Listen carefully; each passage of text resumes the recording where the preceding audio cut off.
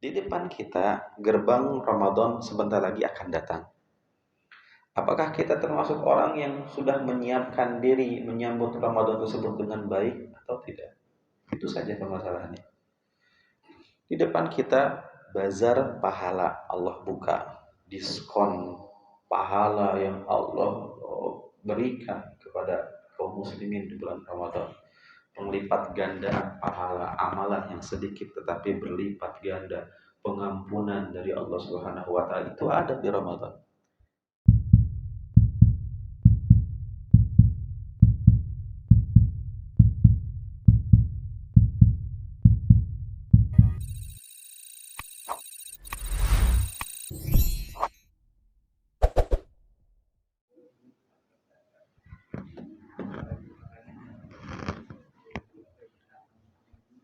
Bismillahirrahmanirrahim. Assalamualaikum warahmatullahi wabarakatuh. Alhamdulillah. Alhamdulillahilladzi anzala ala 'abdihil kitaba wa lam yaj'al lahu 'iwaja. Asyhadu an la ilaha illallah wahdahu la syarika lah wa asyhadu anna nabiyyana wa habibana Muhammadan 'abduhu wa rasuluh alladzi la nabiyya wa la rasula ba'dah. Amma ba'd. Ikhwatal iman, Bapak Ibu hadirin hadirat rahimani wa rahimakumullah. Kita memuji Allah, bersyukur atas semua kemudahan, hidayah, rahmat, kasih sayang Allah Subhanahu wa taala untuk kita, dan juga kita mengaturkan salawat beriring salam kepada junjungan kita Nabi yang agung, Nabiullah Nabi Muhammad sallallahu alaihi wasallam. Bapak Ibu hadirin rahimani wa rahimakumullah, karena kita berada di tanggal 26 Sya'ban 1444 Hijriah, dan juga di bulan lalu libur Pak ya, jadi terhenti sesaat qadarullah kajian sirahnya. Maka bagaimana jika seandainya malam ini kita ngobrol sedikit tentang puasa Ramadan Pak? Jika ada hal-hal yang memang tidak dipahami tentang Ramadan, maka kita diskusikan sekarang. Maka Bapak Ibu hadirin rahimani wa rahimakumullah, tentu kita sering mendengar doa Allahumma sallimna Ramadan. Ya Allah, sampaikanlah kami pada bulan Ramadan. Karena meskipun 3 hari lagi, ya hari Ahad, Senin, Selasa, Rabu, kurang lebih 3 atau 4 hari lagi, tapi tidak ada yang menjamin apakah kita bisa bertemu dengan Ramadan atau tidak, sehingga perlu kita berdoa kepada Allah. Kita sebentar lagi akan membuka atau bertemu dengan gerbang Ramadan. Mudah-mudahan kita diberikan kesehatan, kekuatan untuk bisa memaksimalkan Ramadan tahun ini, dan mudah-mudahan lebih baik daripada tahun sebelumnya. Bapak Ibu hadirin rahimani wa rahimakumullah, kita awali dengan cerita seorang sahabat yang bernama Talhah bin Ubaidillah, seorang sahabat yang mulia, yang Rasulullah SAW beliau mengatakan, man sarrahu an yanzura ila syahidin yamshi ala wajhil ard. Siapa yang dia ingin melihat seorang penduduk surga yang kakinya masih menginjak tanah, masih berjalan di muka bumi, tetapi sudah dikategorikan penduduk surga, maka lihatlah kepada sahabat ini, namanya Talhah bin Ubaidillah, seorang sahabat yang kata Abu Bakar As-Siddiq, ketika terjadi nanti perang Uhud, maka man of the match-nya ataupun laki-laki yang sangat berperan dalam perang Uhud tersebut adalah Talhah bin Ubaidillah. Karena dia sahabat yang melindungi Rasulullah habis-habisan dari serangan musuh yang menyebabkan kaum muslimin dan Rasulullah kalah di perang Uhud itu. Bahkan beliau orang kaya Pak, luar biasanya para sahabat itu. Kekayaan beliau itu sangat melimpah. Beliau punya saham yang banyak di pasar-pasar yang ada. Beliau setiap tahun mendapatkan keuntungan dari satu pasar itu kurang lebih 82 miliar. Di satu pasar, beliau pasarnya banyak, Iran, kemudian Suriah, Hadramaut. Maka itulah kehidupan beliau, sangat orang kaya. Tetapi biasanya orang kaya itu cinta hidup, dia cinta dunia. Ini tabungan masih banyak, bagaimana caranya saya menghabiskan tabungan ini gitu kan, berfoya-foya. Tapi di perang Uhud ini beliau tidak menyayangi nyawanya, beliau membela Nabi Shallallahu Alaihi Wasallam, hujan panah pada Nabi, beliau busukkan dada, bahkan jari jemari beliau di perang tersebut putus semuanya, Pak. Nah, ini orang kaya yang harusnya hidup itu nikmat gitu kan. Tapi ternyata beliau mendapatkan surga dengan cara yang mahal, harus merelakan tangannya hilang di perang tersebut. Apakah kita seperti itu? Mendapatkan surga, pengen Ustaz. Antum beramal apa sehingga antum layak disebut penduduk surga? Para sahabat, mereka telah menunjukkan keberanian mereka, hak-hak mereka. Maka itulah sahabat Talha bin Ubaidillah. Maka Talha bin Ubaidillah ini pernah melihat ada dua orang yang masuk Islam, menyatakan keislamannya kepada Nabi Sallallahu Alaihi Wasallam. Setelah dua orang ini masuk Islam di hari yang sama, maka dua orang ini mengejar ketertinggalan mereka dalam beramal. Maka lembaran baru putih Islam mereka, maka mereka pun mengisinya dengan ketaatan. Satu orang dia mencari cara surga dengan berjihad fisabilillah di zaman itu, Pak ya. Berjihad, membela agama, berperang. Maka cita-cita dia mati dalam medan perang setelah menegakkan kalimat Allah. Dia paham orang yang syahid itu mendapatkan 72 bidadari, mendapatkan syafaat, bisa memberikan syafaat pertolongan kepada 70 keluarganya, diampunkan dosanya di tetesan darah yang pertama, tidak dimandikan, tidak dikafani, cukup dengan pakaiannya sebagai saksi nanti pada hari kiamat. Darahnya akan lebih wangi daripada minyak kasturi nanti pada hari kiamat. Tentu keutamaan itu banyak. Maka dia pun memfokuskan diri untuk berjihad sampai akhirnya Allah pun kabulkan cita-citanya mati syahid pemuda tersebut yang pertama. Temannya ini teman baik. Kalau kita zaman sekarang itu bilangnya apa? Duo, Pak. Kita kadang nggak perlu punya teman banyak. Ngapain teman banyak kalau semuanya mendorong kita kepada neraka? Tapi punya satu teman baik saja, bersama-sama dalam kebaikan, dalam ketaatan, saling mengingatkan kebaikan. Ini dua orang saling mengingatkan kebaikan. Maka yang kedua ini akhirnya dengan takdir Allah meninggal 1 tahun setelah temannya itu. Maka setelah kejadian ini, Talha ini bermimpi. Ini hadis riwayat Ibnu Majah dan hadis ini sahih. Talha ini bermimpi melihat dua orang sahabat itu sedang menunggu untuk masuk ke dalam surga. Talha bermimpi dirinya ada di pintu surga. Maka tiba-tiba keluarlah penjaga surga dan mempersilahkan masuk satu persatu. Ternyata yang didahulukan dipersilahkan masuk itu siapa? Orang yang mati 1 tahun setelah yang syahid. Dipersilahkan masuk pertama kali dia, VIP pertama. Kemudian dikawal sama penjaga surga itu masuk ke dalam. Kemudian keluar lagi penjaga surga itu untuk mengawal orang yang kedua. Maka dikawal, orang yang syahid ini dikawal, tetapi nomor urut 2 dia masuk surganya. Maka masuk. Talha pun ingin masuk ke pintu tersebut, tapi tidak diizinkan. La ya'ni laka hadza, kau belum saatnya wahai fulan, pulanglah kau. Maka Talha pun terbangun dan aneh dengan mimpi itu. Maka Talha pun mendatangi Nabi Sallallahu Alaihi Wasallam dan mimpi itu disahkan Nabi. Yang mengesahkan mimpi itu Nabi Sallallahu Alaihi Wasallam. Maka para sahabat pun sedikit heran, ya Rasulullah, kenapa orang yang mati syahid diakhirkan, sedangkan orang yang meninggal 1 tahun setelahnya diawalkan?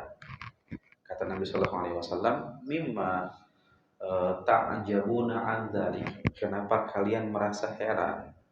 Orang yang mati 1 tahun setelah yang syahid itu umurnya kan lebih panjang, sehingga karena umurnya lebih panjang dia bertemu Ramadan, berpuasa di Ramadan, kemudian banyak melakukan sholat di Ramadan, bertakbir, berzikir, dan memborong pahala, sehingga pundi-pundi amalannya lebih banyak daripada yang mati syahid, sehingga layak untuk dia dikedepankan menjadi nomor satu masuk ke dalam surga. Bahkan kata Nabi Shallallahu Alaihi Wasallam, perbedaan mereka berdua seperti perbedaan langit dan bumi. Artinya, Bapak Ibu rahimani wa rahimakumullah, setiap orang punya gaya tersendiri untuk meraih surga. Orang yang syahid mati dengan kesyahidannya meraih surga. Orang yang kedua masuk surga karena umurnya barokah, panjang umurnya, tetapi umurnya digunakan dalam rangka ketaatan kepada Allah Subhanahu wa taala. Tapi intinya, kalau kita masuk surga dengan cara apapun, alhamdulillah sebetulnya. Mau kita nomor urut 10 kayak mau nomor urut 20 enggak masalah kan? Yang penting kita masuk surga kan, Pak ya? Itu sebetulnya keinginan kita. Tapi intinya, Bapak Ibu hadirin rahimani wa rahimakumullah, di depan kita gerbang Ramadan sebentar lagi akan datang. Apakah kita termasuk orang yang sudah menyiapkan diri menyambut Ramadan tersebut dengan baik atau tidak? Itu saja permasalahannya. Di depan kita bazar pahala Allah buka, diskon pahala yang Allah berikan kepada kaum muslimin di bulan Ramadan. Penglipat ganda pahala amalan yang sedikit tetapi berlipat ganda pengampunan dari Allah Subhanahu wa taala itu ada di Ramadan. Dalam urusan dunia, kalau kita melihat ada bazar siapa? Orang-orang modis di sini, Pak. Apa itu modis? Modal diskon, Pak. Jadi ketika ada diskon 50%, 60%, oh, apalagi diskonnya 90% kan, akan ada bazar dengan diskon besar-besaran sampai 95%. Ternyata yang dijual adalah handphone, misalkan iPhone, kemudian TV dan sebagainya gitu kan. Maka orang yang mengetahui informasi tersebut, kalau dia pelit, maka dia tidak akan membagi kepada orang lain, dan dia akan menabung uang sendiri, dan dia akan cuti di hari tersebut dan menjaga kesehatannya supaya ketika bazar itu dibuka, dia sudah di depan bazar tersebut. Seperti itu kan? Itu dalam urusan dunia seperti itu. Nah, sekarang Ramadan ini sudah Allah ingin buka, gerbangnya sebentar lagi datang. Apa yang kita persiapkan untuk menyambut Ramadan tersebut? Apakah kita memiliki target-target tertentu ingin menghatamkan Al-Quran? Ustaz, saya sudah punya tabungan sekian, misalkan juta, dan saya ingin setiap hari memberikan makan kepada orang yang Ramadan yang berpuasa. Ataukah misalkan dia punya target ibadah yang lain, Ustaz, tahun lalu saya itu bolong satu tarawih, dan tahun ini saya bertekad saya akan menyempurnakan tarawih 30 harinya berjamaah di masjid bareng dengan orang-orang. Apakah kita termasuk orang-orang yang seperti itu, Pak?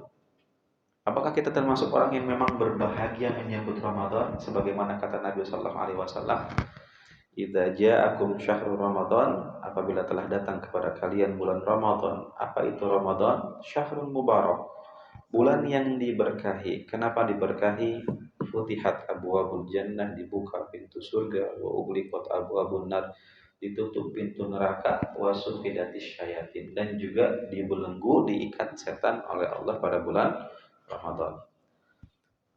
Nasihati diri kita, Pak, sebelum kita bicara tentang fikihnya Ramadan. Nasihati diri kita gini. Kita sering melihat ada daun yang jatuh berguguran, lama kelamaan menjadi kuning dan layu. Dan itu pun Allah sebutkan dalam surat Al-A'la, itu ayat ke-4 dan 5, ketika Allah berfirman, "Walladzi akhrajal mar'a faja'alahu ghusaa'an ahwa."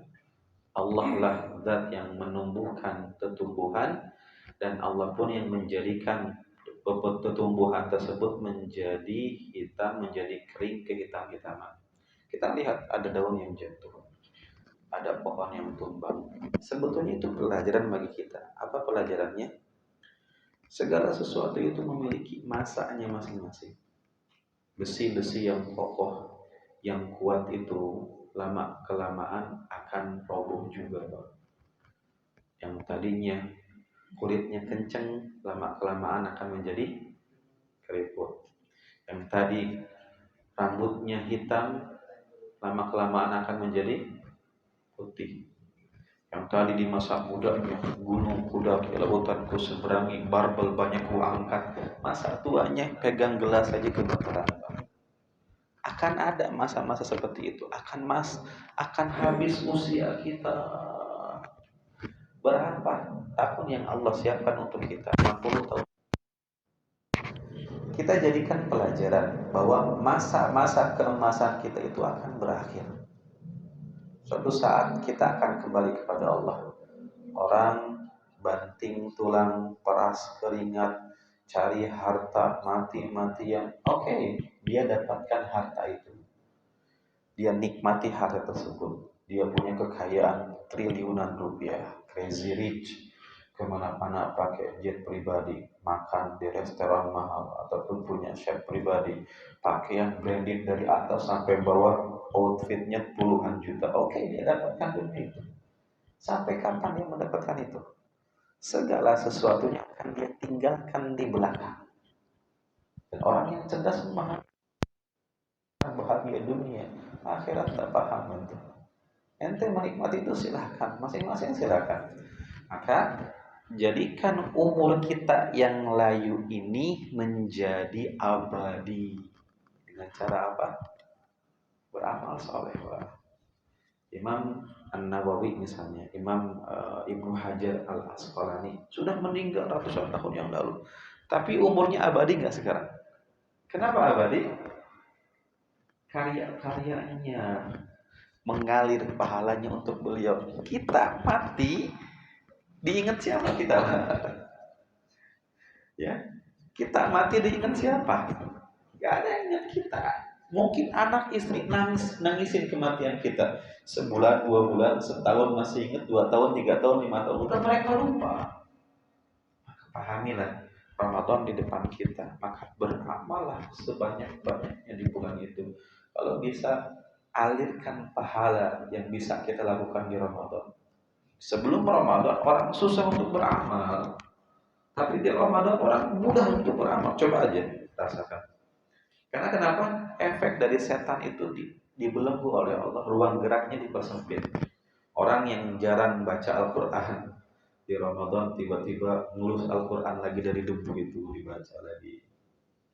Orang yang jarang sholat malam di Ramadan, dia melaksanakan qiyamul Ramadan tarawih. Orang yang jarang sedekah di Ramadan, dia ingin berusaha memberikan makan kepada orang yang sedang berpuasa. Itulah orang-orang di Ramadan, Pak. Maka kalau kita sampai Ramadan, maksimalkan, mumpung hati sedang baik-baiknya, ada amalan yang ditargetkan. Saya mau wakaf, saya biasanya susah, hati ini pelit. Di Ramadan mumpung baik, saya mau wakaf. Masjid butuh apa kira-kira? Jam ada, AC ada, karpet aja. Oh, berarti bukan masjid ini, beda masjid yang lain gitu kan? Supaya umur kita itu barokah, tidak layu. Ada amalan yang mengalir ya untuk kita setelah kematian kita. Itu nasihat saya untuk saya pribadi dan juga bapak-bapak semuanya. Maka Bapak Ibu rahimani wa rahimakumullah, di samping kita berpuasa secara fisik di Ramadan itu, maka juga puasa secara batin. Ibadah itu bukan zahirnya saja, tetapi juga batinnya juga kita beribadah kepada Allah Subhanahu wa taala. Maka hari ini coba kita akan ngobrol sedikit tentang fikihnya Ramadan, Pak. Mudah-mudahan ada hal-hal yang memang tidak dipahami sehingga bisa ditanyakan di sini. Yang pertama, kapan itu Ramadan? Ramadan itu dimulai dengan terlihatnya hilal, dan hilal itu urusannya pemerintah. Maka ketika pemerintah sudah mengatakan besok berpuasa dengan kesepakatan mereka, maka kita mengikuti keputusan mereka.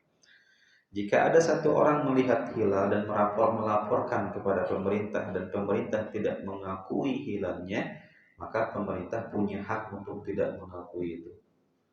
Maka kata Nabi Shallallahu Alaihi Wasallam, yang namanya puasa adalah hari di mana jamaah sekalian berpuasa, dan yang namanya lebaran adalah hari ketika kalian semua berbuka dan berlebaran berjamaah, enggak berbeda-beda, berkelompok-kelompok. Bahkan ketika hilal pun benar-benar terlihat oleh satu orang dan ketika diberitahukan kepada pemerintah dan pemerintah tidak menerima, Maka orang yang melihat hilal sendirian ini, sebagian pendapat ulama mengatakan dia tetap berpuasanya dengan pemerintah. Allah a'lam. Kemudian apakah setiap negara hilalnya sama? Jawabannya tidak. Boleh jadi kita duluan, Saudi belakangan, atau sebaliknya. Dan dalilnya apa? Peristiwa yang terjadi ketika seorang budak yang bernama Quraib diutus oleh keluarga paman Nabi Al-Abbas ketika itu datang ke Syam, dan dia pun berangkat ke Syam. Ternyata di Syam mereka melihat hilal di malam Jumat, sehingga Jumatnya mereka awal puasa.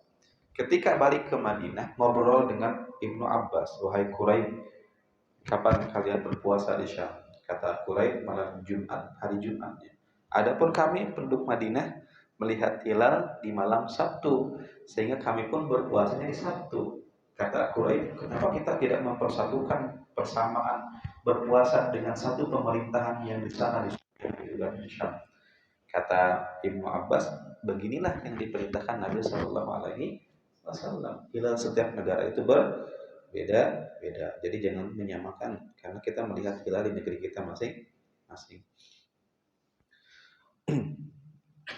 Kemudian syarat sahnya puasa adalah bersih dari haid dan nifas untuk perempuan, dan juga adanya niat. Dan niat harus ada 3 syarat. Yang pertama adalah tekad dalam hati bahwa saya akan berpuasa. Kemudian ta'in itu apa? Menentukan dalam hati puasanya puasa apa? Puasa Ramadan. Karena puasa itu banyak, puasa sunnah, puasa nadar, puasa kafarah. Maka di dalam hatinya dia harus menentukan bahwa itu adalah puasa Ramadan. Kemudian at-tabiyyid, niat itu harus dilakukan sebelum subuh.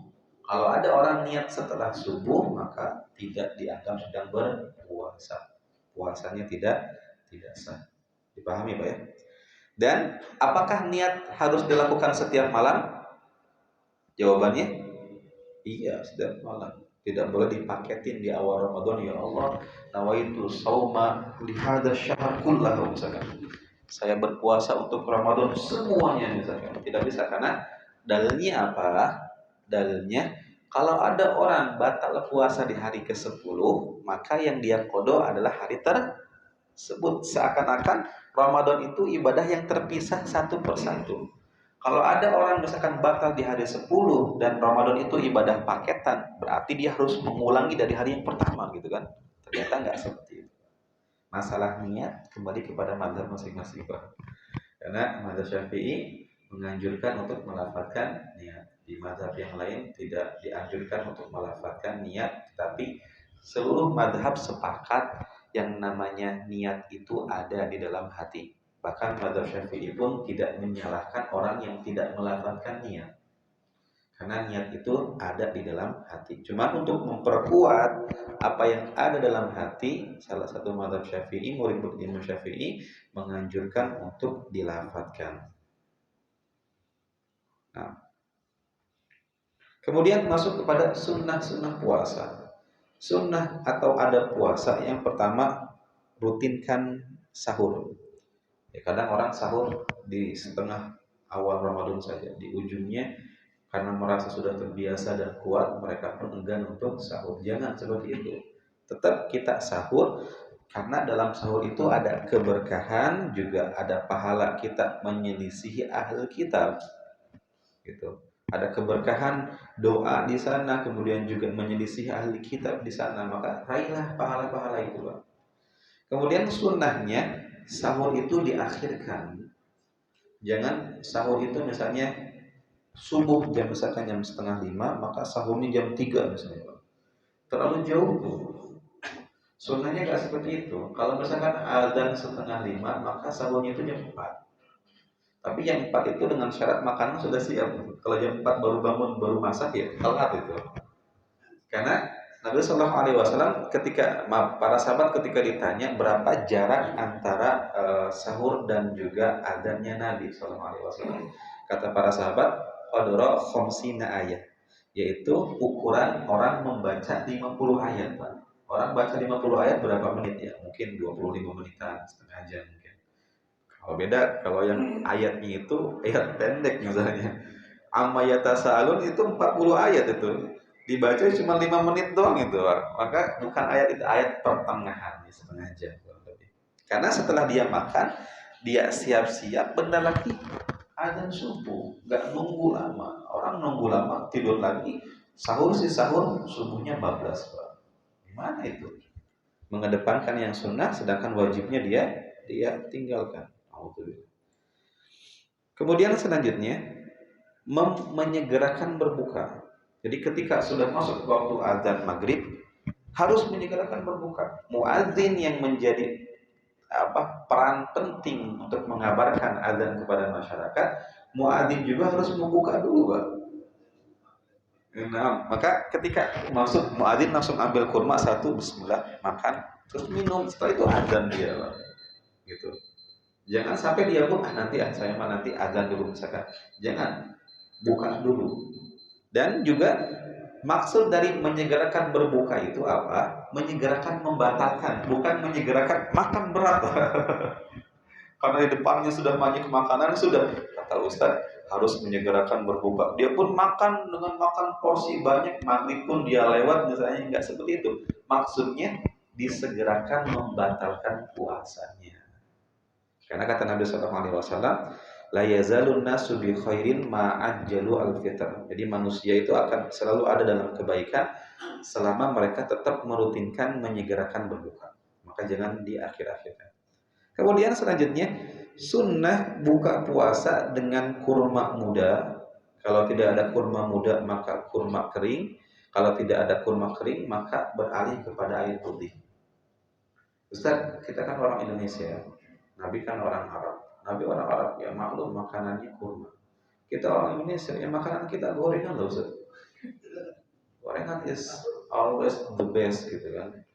Gorengan paling nikmat di negeri kita. Apakah misalnya sunnah kurma itu hanya khusus untuk Nabi saja?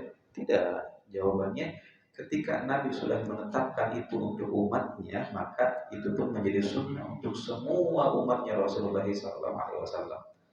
Dan sunnah ini nggak bisa dikiaskan dengan yang penting makan yang manis-manis. Nggak bisa. Misalkan nggak ada kurma, misalkan nggak ada kurma kering atau muda, maka diganti dengan teh manis, buka teh manis dulu misalnya, enggak. Maka urutannya kalau ada kurma ya dengan kurma, kalau tidak ada kurma maka dengan air putih. Setelah minum air putih, bismillah, kemudian baca doa misalnya, kemudian setelah itu makan apapun yang Bapak inginkan, silahkan. Urutannya kita mendapatkan pahala berbuka dengan cara Nabi Shallallahu Alaihi Wasallam.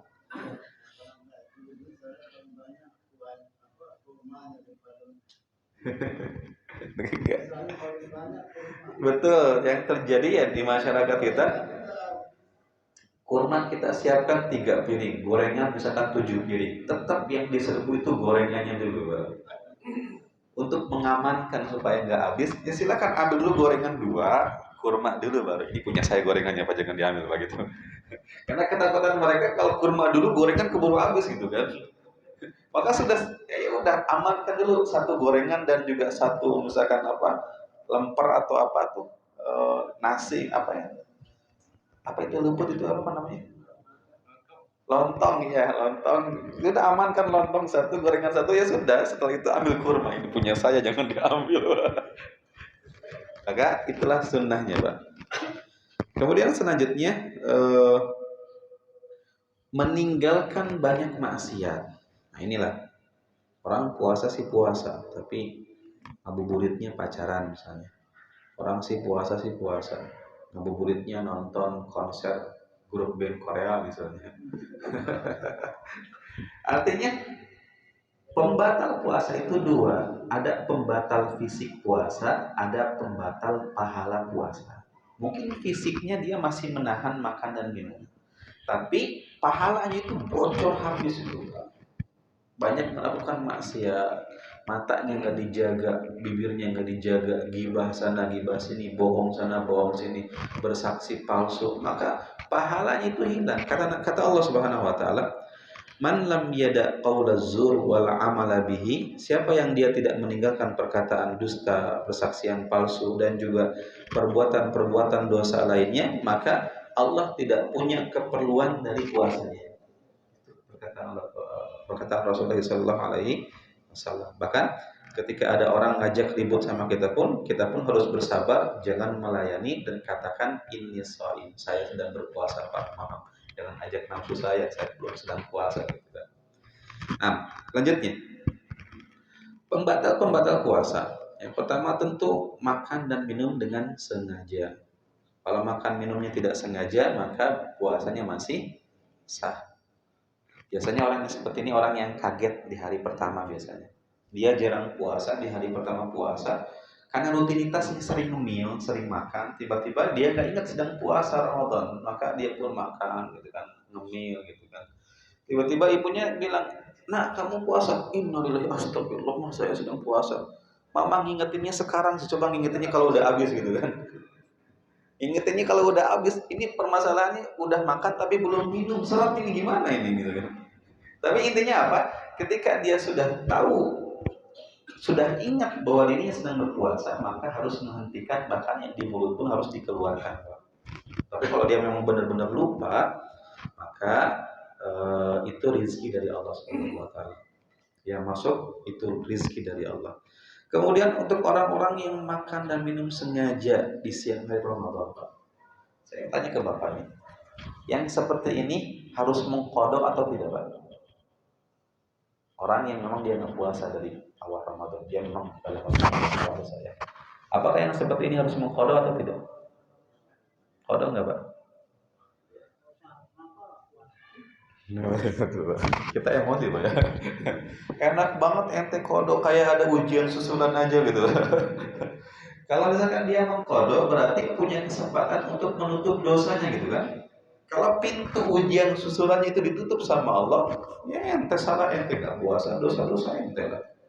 Enak banget gak puasa sekarang minta maaf sama Allah misalkan dia dikodok di hari kemudian bisa menutup Ramadan yang sudah ditinggalkan. Allah alam sih. Kalau saya pribadi arahnya ke sana. Karena untuk menghukum mereka, karena mereka tidak puasa dengan sengaja. Adapun kalau memang benar nanti mereka tobat nasuha, anak-anak muda misalnya SMA yang dari rumah ngakunya puasa, di siang hari mereka punya base camp dengan teman-temannya makan bareng-bareng, pulang lagi ngakunya puasa. Yang tahu kejadian itu cuma mereka sendiri. Tapi ketika nanti tua mereka ingat, ya Allah, saya berdosa 5 tahun SMA, kuliah saya nggak puasa selama tahun. Apakah ada kode untuk mereka seperti itu? Enggak ada, Pak. Kalau tobat pun tobat silakan. Tapi dosanya Ramadan itu enggak terhapuskan. Kecuali Allah maafkan benar gitu kan. Dan bukti dari menyesalnya dia telah meninggalkan Ramadan tahun lalu itu ada atau tidak? Maka kata para ulama, kalau Anda sudah meninggalkan kewajiban dan Anda bertobat kepada Allah, maka tutupilah celah tersebut dengan Anda banyak melakukan amalan-amalan sunnah. Mudah-mudahan tertutupi itu gitu kan. Adapun kodenya untuk orang yang sholat misalnya dia meninggalkan sholat puluhan tahun, apa nggak ada kode? Nggak ada kode. Kalau orang nggak ada kode enak banget, susulan ada ujian susulan. Maka dosa selama puluhan tahun tanggung sama ente. Ente tobat nasuha ya sudah tobatan nasuha, tapi dosa itu tergantung Allah maafkan atau tidak. Maka seperti itu Pak. Kemudian pembatal selanjutnya apa? Muntah dengan sengaja, kemudian haid dan nifas. Ada perempuan lagi nunggu buka, tiba-tiba 3 menit sebelum maghrib tiba-tiba misalnya haid, maka puasanya batal, harus dikodok di hari selanjutnya. Kemudian mengeluarkan air mani dengan sengaja Pak, masuk basi Pak, onani misalnya bahasanya itu, ini batal, jelas batal dan dosa besar. Adapun jika laki-laki tidur di siang hari atau wanita tidur dan mimpi basah, maka puasanya tidak batal. Karena bukan keinginan dia, di luar kehendak dia. Maka yang mimpi basah siang hari Ramadan ya sih enak sih. Cuman jangan sampai ada keyakinan apa tidurnya orang puasa itu adalah ibadah. Ustaz, Saking berkahnya Ramadan, tidurnya kita kan ibadah. Ya tidur mulu saya dari pagi sampai malam. Daripada saya bangun dosa semua, maka saya tidur aja, lebih baik tidur. Tidak ada hadisnya itu. Kelupaan apa? Lupa makan. Saya tidak paham pertanyaan ada makruhnya itu. Ya ketika dia lupa, benar-benar lupa, gitu kan? Ya sudah, tidak ada dosa untuk orang yang lupa itu. Ya, tidak ada dosa karena Allah mengangkat pena dari orang yang lupa. Bahkan dia pun ketika lupa belum sholat, kemudian baru ingat, innalillahi ya Allah, saya benar-benar lupa belum sholat. Sama pernah terjadi Nabi Shallallahu Alaihi Wasallam. Nabi pernah lupa belum sholat asar, Pak. Tapi pernah itu kejadian. Beliau manusia. Kenapa Allah nggak mengingatkan melalui perantara Jibril? Mungkin hikmahnya supaya menunjukkan kepada para sahabat bahwa Nabi pun juga manusia, lupa gitu kan. Beliau ketika itu lupa sholat asar karena fokus menjaga benteng dari perang Ahzab nanti. Nah, kita bicara tentang perang Sekutu nanti, perang Ahzab, perang Khandaq. Nabi sampai lupa sholat asar karena fokus menjaga Khandaq itu dari takutnya musuh ada yang bisa loncat gitu kan. Maka ketika maghrib beliau mengatakan, lagi saya belum sholat asar. Maka Umar pun mengatakan, saya pun juga ya Rasulullah. Maka Rasulullah langsung berdoa, semoga Allah memberikan kebinasaan kepada mereka musuh yang telah membuat saya lupa dengan sholat asar. Gitu kan. Maka orang yang lupa itu dimaafkan sama Allah, tidak ada dosa. Gitu kan. Tidak ada makruh, tidak ada dosa. Nah, makanya ini materinya belum selesai. Suntik tergantung suntikannya, Pak. Kalau suntikannya itu adalah tenaga makanan itu batal, infus itu batal. Tapi kalau suntik virus, suntik obat itu tidak membatalkan puasa. Tapi memang para ulama mengatakan apa itu insulin, saya tidak tahu. Itu obat untuk apa? Maksudnya diabetes itu kan dia kan gula, turunin darah, tapi dengan masukin tenaga baru nggak, Pak? Nah, kalau misalkan itu tenaga baru bisa batal itu, Pak. Kalau ada tenaga itu. Tapi kan memang orang pakai insulin nggak bisa diatur emang. Takutnya kalau misalkan nggak dicolokin insulin, misalkan dia ada sesuatu misalnya. Ya kalau seperti itu berarti termasuk orang yang sakit. Kalau orang yang sakit dan darurat, kalau tidak diinsulin bisa berbahaya untuk keselamatannya, berarti dia orang sakit. Kalau orang yang sakit boleh tidak puasa itu aja. Gitu. Kalau misalnya dia puasa tetap menggunakan insulin, tetap karena itu batal memberikan tenaga. Pokoknya cairan yang masuk memberikan tenaga itu batal. Adapun sebagai pencegah virus melawan penyakit bakteri tidak. Silakan. Saya atau kita punya keyakinan bahwa bisa itu bisa sebelum puasa. Dari 5 hari yang lalu sudah melihat ufuk timur pada bulan ini. Sekian derajat lah dia akan muncul itu. Lantas yang biasa dilakukan Muhammadiyah. Saya yakin bahwa itu sudah akan gitu. Akhirnya pemerintah mau puasa satu hari berikutnya. Jadi kita tidak puasa di tanggal satunya. Kenapa? Bulan hari berikutnya sudah belum tinggi. Bagaimanakah kita sikap kita? Harus kita saya yakin bahwa ini sudah tanggal 2. Nah, baik Pak. Ini dilema kita. Ini dilema perbedaan pendapat tentang. Tapi saya tidak paham. Saya sebetulnya tidak terlalu mendalami itu, Pak. Karena ketika pemerintah salah, dosanya di mereka. Jadi kenapa pemerintah tidak mau mengakui hisabnya itu? Nah itu urusan mereka. Kita sebagai rakyat patuh sami'na wa ata'na karena mereka adalah divisi agama gitu kan. Satu bagian yang memang mengurusi ibadahnya kita gitu. Kalau misalnya mereka dengan keilmuan mereka yang ada, kenapa tidak menerima hitungan hisab yang ditentukan oleh satu ormas tersebut, gitu kan? Kalau mereka punya argumentasi, mereka punya apa? Punya alasan, punya jawaban misalnya. Kemudian pemerintah sebagai pemutus keputusan dan mereka sudah memutuskan, ya kita yang mengikuti pemerintah tidak berdosa, tidak berdosa.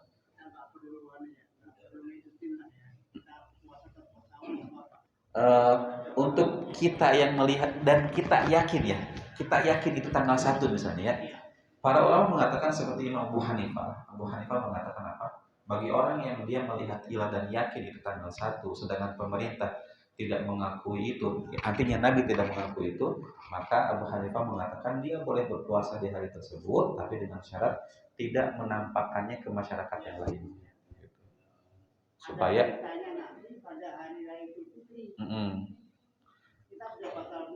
tapi belum pernah kejadian kita puasa 28 hari, Pak.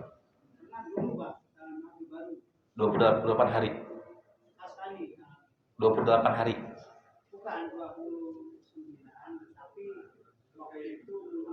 Panjang ya. Oh iya.